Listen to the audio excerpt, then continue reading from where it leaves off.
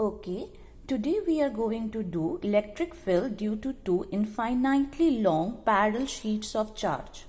Now we have done electric field due to a non-conducting, infinitely long non-conducting sheet of charge at points close to the sheet. Suppose you are having a non-conducting sheet, infinitely long sheet of charge, and I have told you the meaning of infinitely long. It does not mean it extends to infinity. It just means that at point at which you are going to find out the electric field, that is, that distance is very small compared to the area of the sheet, okay, compared to which the sheet has been extended. Okay, that distance at which you are going to find out the electric field, that is very small compared to this sheet of charge. Okay, so we are going to find out, we have found out electric field due to infinitely long non-conducting sheet of charge. I will tell you today what will happen if I take a conducting sheet of charge. Okay, so for non-conducting sheet of charge, the electric field at a distance r from it is independent of r and is given by E equal to sigma by 2 epsilon naught, where epsilon naught is the free space permittivity of the medium. Fine. Now, today we are going to do electric field due to two infinitely long sheets of charge at points outside the sheet, outside the two sheets, and at point in between the two sheets of charge, two plates of charge. Okay, so here we are taking non-conducting plates of charge or sheets of charge. Sheet means 2D, two-dimensional. Okay, it's not 3D. Sheet of charge or plate of charge means it's a 2D figure. So non-conducting plates we are going to take. Okay, so what would have happened if we have taken conducting plates? That the charge would have been distributed on both sides of the plates. We will come to that. So first let us take two non-conducting plates, and on the inner surface we are having charges like this, distributed like this. This extends to infinity. This sheet extends to infinity, plus infinity and minus infinity. Over here, this extends to infinity, and we are going to find the electric fields at points, say P prime on both sides, and at point P in between the two sheets. Okay, two plates. So how we are going to approach? We already know the equation for electric field intensity at point outside the non-conducting sheet of charge. Okay, and remember, when you were going to find out electric field or electric force for charges at a point, we do not consider the sign of the charges. Only when we will go to electric potential energy is when we will start considering the sign of the charges. So here we will not consider the sign of the charges. Now the sheet is infinitely long. We cannot calculate the charge of the entire sheet. So what we can do? We find out sigma, that is the charge per unit area. Okay, you are not going to write charge like this. I have written in a short form, but charge is not to be written like this. Charge per unit area, or we also call it surface charge. We also call it surface charge density. Okay, this is charge per unit area. We also call it surface charge density. Now, E is equal to sigma by 2 epsilon naught. Now, what will happen for points like P prime on the outside of the plates? What will happen for these 2 points P prime? The direction of the electric field due to this positive plate is in this direction, away from the plate. Let it be E1. And the direction of the electric field due to this negatively charged plate will be towards it. Let it be E2. Okay, fine. The charge density or charge per unit area, since we cannot calculate the entire charge on these two plates, charge per unit area is given by sigma. This is plus sigma on this plate and this is minus sigma on this plate. Okay, but while finding out the formula for E, electric field intensity, we are not going to take the sign of the charge density. As I have told you, you are not going to consider the sign. Okay, so here also the electric field due to a negatively charged plate is towards the charge. If this plate is 1 and this plate is 2, then for this is the direction of E2 towards the charge. For the positively charged plate, the direction of E1 will be away from the charge. Okay, here you can see for point P prime, for the first plate, positively charged plate, E1 is away from the charge, and for the negatively charged plate, E2 is towards the charge. Okay, so if we are going to consider the net electric field at points P prime, the net electric field will be E1 minus E2, or mod of E1 minus mod of U2. We are going to take its magnitude. And the electric field due to a non-conducting infinitely long sheet of charge is given by sigma by 2 epsilon naught. So it will be sigma by 2 epsilon naught minus, because they are in opposite directions. Okay, so it will be minus sigma by 2 epsilon naught, the net electric field. Okay, that will be equal to 0. So at points outside the plates or outside the sheets of charge, the net electric field is 0. Now let us see what will happen at the point P. At the point P, the electric field E1 due to this positively charged plate will be away from the charged plate. The electric field due to a positive charge is always away from the charge. The electric field due to this negatively charged plate will be towards the charged plate. The electric field due to a negative charge is towards the charge. Okay, so the net electric field is in the same direction. Net electric field is in the same direction, that is E1 plus E2. Okay, so sigma by 2 epsilon naught, electric field due to an infinitely long sheet of charge, is given by sigma by 2 epsilon naught plus sigma by 2 epsilon naught. We are not considering the sign of the surface charge density, so you are getting sigma by epsilon naught.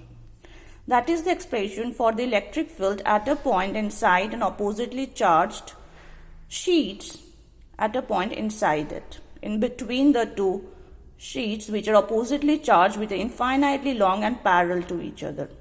Okay, now if we consider two sheets of charge infinitely long, but they are having same charges, okay, same charges on them. Sorry, it has stopped working. We are considering two plates which are infinitely long but having same charges, non-conducting. Of course, we will tell you I'll tell you what will happen if it is a conducting sheet of charge. So non-conducting, and at points P, P prime and P prime. So what will happen? This is sheet 1 and this is sheet 2.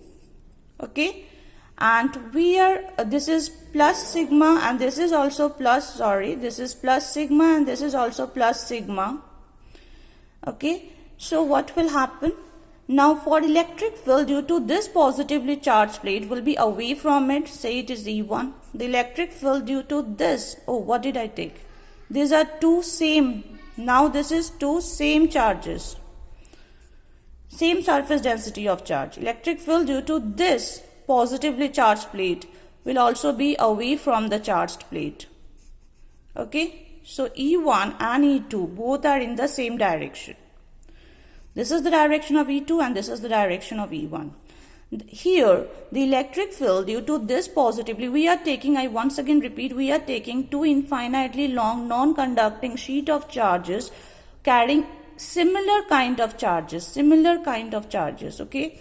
So E1 is in this direction and E2 will also be in this direction. You can understand why, because electric field due to a positive charge is away from the charge. Electric field due to positive charge is away from the charge. Okay, because of the plate 2, E2 is in this direction. Because of plate 1, E1 is in this direction. And at point P, the electric field due to first sheet of charge will be in this direction, E1. The electric field due to this second sheet of charge will be in this direction, E2. So at point P, the net electric field will be E equal to E1 minus E2, and that will be equal to sigma by 2 epsilon naught. You know electric field due to a non-conducting sheet of charge, infinitely long non-conducting sheet of charge is sigma by 2 epsilon naught minus sigma by 2 epsilon naught equal to 0. Okay, that is the net electric field. They are oppositely directed. The electric field at points P will be added up. Okay, P prime, sorry. At points P prime, the electric field will be added up. E equal to E1 plus E2. So E1 and E2 are in the same direction. Electric field due to a non-conducting infinitely long sheet of charge is sigma by 2 epsilon naught plus sigma by 2 epsilon naught equal to sigma by epsilon naught. Very important relation. Electric field outside two infinitely long sheets of charge carrying similar charges is sigma by epsilon naught. Okay. So same goes for this point P prime. Now, if I take, as I have told you, if I take a conducting sheet of charge, I'm just taking a sheet of charge. Let's say it is infinitely long and positively charged. Okay, it has got a surface area A, then the electric field at a distance r from it. Now suppose in the first case I am taking a non-conducting sheet of charge, so the electric field is sigma by 2 epsilon naught at a point outside it. Okay, the general case which you have done, that electric field at a point close to it outside a non-conducting infinitely long non-conducting sheet of charge, that is given by E equal to sigma by 2 epsilon naught. This we have done in our previous lecture. Fine. Sigma is given by what? Q by A. Sigma is given by Q by A, charge per unit area, surface charge density. Because we cannot calculate the entire charge of an infinitely long sheet, so we can calculate surface charge density per unit area. What is the charge? That is sigma. So E is given by Q by 2 epsilon naught A. That is the expression for electric field due to a non-conducting sheet of charge. Now, if the sheet is conducting, what will happen? The charge will get distributed on the other side as well. Okay, so you have both the sides of the plate equally charged. So the surface charge density will become Q by 2A because the other side of the sheet is again charged. Okay, if it is a conducting sheet of charge, the other side of the sheet will also become charged. So sigma equal to Q by 2A. So if it is Q by 2A, then what will happen to the electric field? Now electric field, if both the sides of the sheet is charged, the electric field at a point outside it will be sigma by epsilon naught. In the place of sigma by 2 epsilon naught, it will become sigma by epsilon naught. You can understand why, right? Because of this side, this surface, the electric field will be in this direction. Because of the back surface, the electric field will again be in this direction. So E1 plus E2, that is sigma by 2 epsilon naught plus sigma by 2 epsilon naught, will give you sigma by epsilon naught. Okay, because of the front surface and because of the back surface. Sigma is Q by 2A for a conducting sheet.